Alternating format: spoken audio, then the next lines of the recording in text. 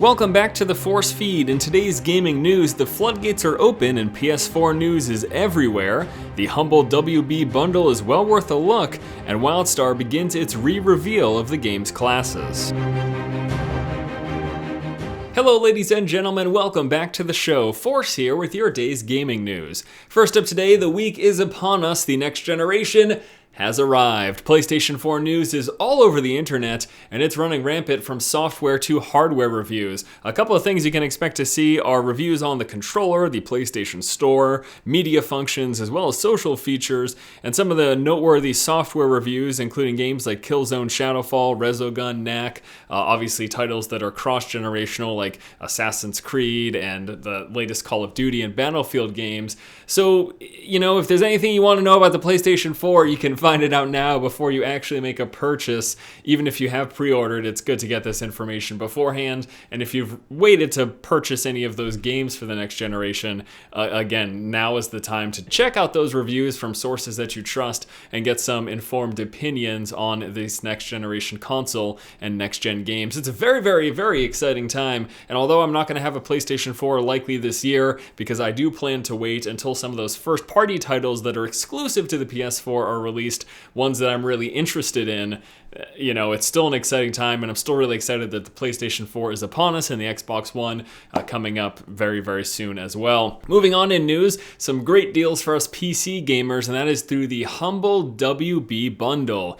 At first I wasn't going to mention this, but then they added a slew of new titles to this bundle that have made it well worth the asking price. So you can pay what you want for the following games: Batman Arkham Asylum, the Game of the Year edition, Fear 2 and Fear 3, and Lord of the Rings War in the North. Now, this is the kicker. If you pay above the average, which is currently $5, you'll also get Scribblenauts Unlimited, Batman Arkham City Game of the Year edition, the original Fear, Mortal Kombat Arcade Collection, Guardians of Middle-earth, plus the DLC, Lord of the Rings Online, the Steely Dawn Starter Pack, Gotham City Imposters, the Professional Kit, as well as the Millennium Skins Pack for Batman Arkham Origins. Whew, that's a lot of games, and some really, really good games, specifically the Lord of the Ring titles as well as the Batman games. I wholeheartedly recommend all of those, and the fact that you can get that entire bundle for as little as $5. But as always, please keep in mind the proceeds do go to charity, so if you can be more generous, then I suggest doing so. But if you're on a super tight budget and you have to pay less, I understand that as well. Now's a fantastic opportunity. In fact, I'm actually buying into this bundle because there's a few games on that list that make... even if there was one game on that list that you want, $5, yeah, probably worth the asking price. All right, guys, and last up in news today, I had mentioned earlier in the Force feed, I believe last week or so, that WildStar would be doing a re-reveal of their classes. Well, that re-reveal process has started, beginning with the Warrior, and most recently we got a re-reveal of the Esper. So the Warrior class is, as you assume, an assault/tanky class, and they wield a power sword as well as an arm cannon for shooting people at a distance, and they've got the wonderful, mighty brute force to take down any foes in melee range. And then the Esper is this healer/DPS clad that wields a Psyblade and utilizes illusions, both friendly and malignant ones, to either heal your friends or damage your foes. So this re-reveal process is something that WildStar is doing because the classes have changed so much since that first reveal. They've got the additional classes that will be coming out over the course of the next few weeks. I'll be sure to keep you guys updated probably every couple of weeks when we get more information about these.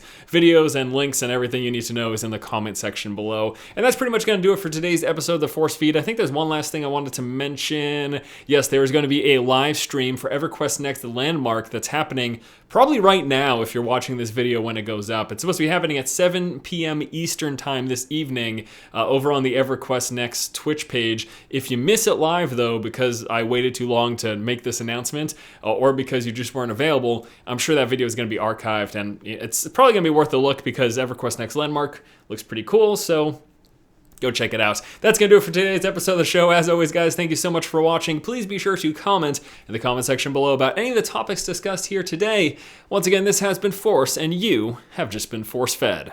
Oh, I can hear the comment section now. But Force, why aren't you getting a PlayStation 4? I know you said you're getting an Xbox One. Don't you know the PS4 is better? Guys, calm down. The only reason I'm not getting a PS4 right now is because there's no first-party exclusives that are solely coming to the PS4 that I actually care about. Plus, all of my friends who are stupid are getting an Xbox One. So I guess I'm stuck.